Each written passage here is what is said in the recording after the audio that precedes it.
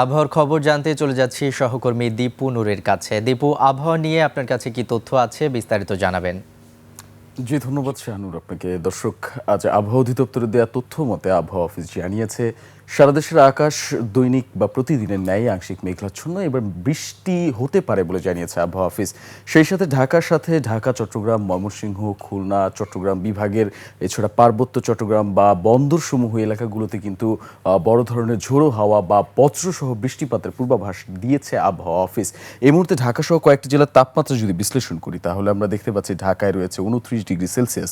সেই সাথে চাঁদপুরে ঢাকার তুলনায় 1 ডিগ্রি সেলসিয়াস কম দেখতে পাচ্ছি, চাঁদপুরে রয়েছে 28 ডিগ্রি সেলসিয়াস, নোয়াখালী অঞ্চলেও 28 ডিগ্রি সেলসিয়াস রয়েছে। তবে কুমিল্লাতে একটু বেশি রয়েছে, যা কিনা 29 ডিগ্রি সেলসিয়াস রয়েছে। তুলনামূলক আমরা দেখতে পাচ্ছি যে ঢাকার আশপাশে মানিকগঞ্জ, ফরিদপুর, গাজীপুর প্রত্যেকটি এলাকা জুড়েই কিন্তু 29 থেকে 30 ডিগ্রি সেলসিয়াস জুড়েই বিরাজ করছে। আবহাওয়া অফিসের দেওয়া তথ্য মতে গত 24 ঘন্টায় সর্বোচ্চ তাপমাত্রা রেকর্ড করা হয় কিন্তু ডিমলায়, যা ছিল 35.3 ডিগ্রি সেলসিয়াস। ঠিক তার বিপরীতে সর্বনিম্ন তাপমাত্রা রেকর্ড করা হয়েছে সিলেটে, যা ছিল 23 ডিগ্রি সেলসিয়াস বলে জানিয়েছে আবহাওয়া অফিস। ঢাকা নিয়ে আবহাওয়া অফিসের যে পূর্বাভাস দিয়েছে তাতে আমরা জানতে পেরেছি গত 24 ঘন্টায় ঢাকায় যে আপেক্ষিক আর্দ্রতা রেকর্ড করা হয় তা কিন্তু বাতাসের শতকরা প্রায় 76% ছিল।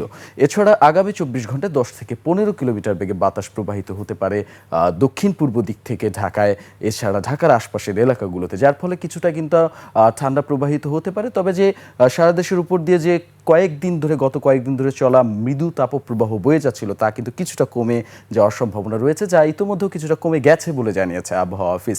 ঢাকাতেও আগামী 24 ঘন্টায় সারা দেশের ন্যায় আংশিক মেঘাচ্ছন্ন আকাশ, এছাড়া বৃষ্টিস্নাত আবহাওয়া বয়ে যাওয়ার সম্ভাবনা রয়েছে। এছাড়া ঝোড়ো হাওয়া বা বড় ধরনের হাওয়া বওয়ার কোনো সম্ভাবনা নেই বলে জানিয়েছে আবহাওয়া অফিস।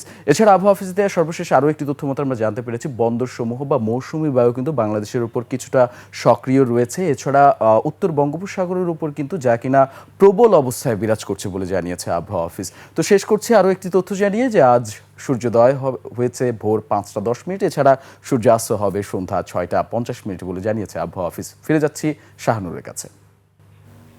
ধন্যবাদ দীপু আপনাকে।